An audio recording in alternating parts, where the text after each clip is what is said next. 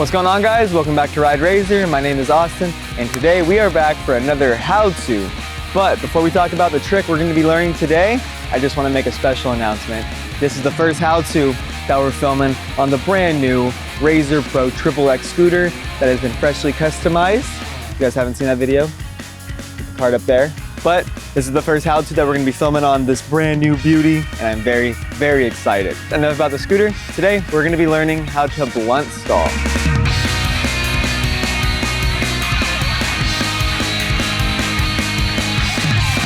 Blunt stalls are hands down one of my favorite tricks to do. They've been somewhat of a dream trick of mine. I've always seen people do them, and once I finally learned them, I can't go to a skate park and not do one. So I'm very excited to teach you guys how to do them today. So a few things that you guys should know ahead of time before learning blunt stalls is, number one is being fairly comfortable already riding your scooter. A blunt stall is a fairly advanced trick. You need to be fairly comfortable doing other stalls like disasters and feebles, just because it does incorporate elements of those stalls.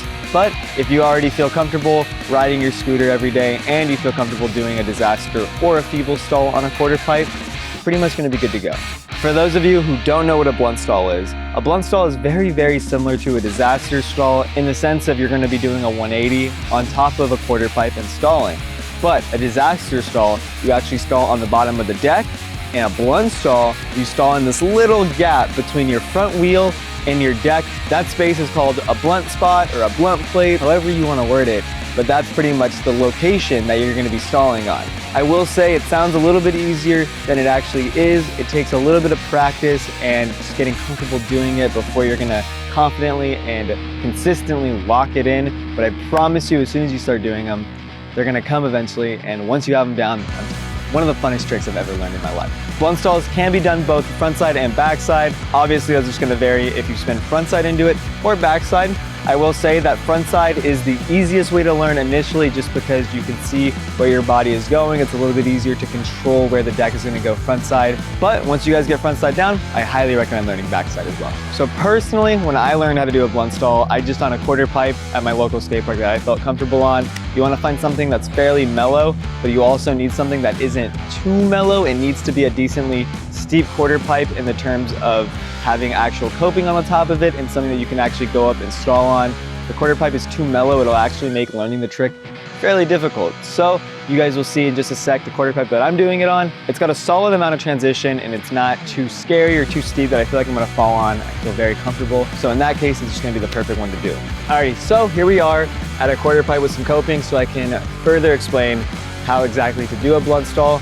Like I mentioned earlier, the space in between your front wheel and this part of your deck is your blunt space. This spot on your deck where this plastic or nylon piece is on most scooters is actually called your blunt plate. So a blunt stall is actually going to be right in the middle of this gap between your wheel and the blunt plate. So when you approach the quarter pipe, you do a 180, and the objective is to get that coping right in between both the wheel and the blunt plate. Depending on how much the coping sticks out on the quarter pipe that you're riding, you might have to turn your bar just a little bit to give you a little bit more space to wedge the coping in. But honestly, on every single deck out there, the amount of blunt space that you have between your wheel and your deck is different. So sometimes you might have to turn your wheel, sometimes you don't. I will say that if you guys have any trouble locking the stall in, just try turning your bar clockwise just a little bit, and it might make it a little bit easier. Enough talking. Now that we know how to do a blunt stall, let's go do a few.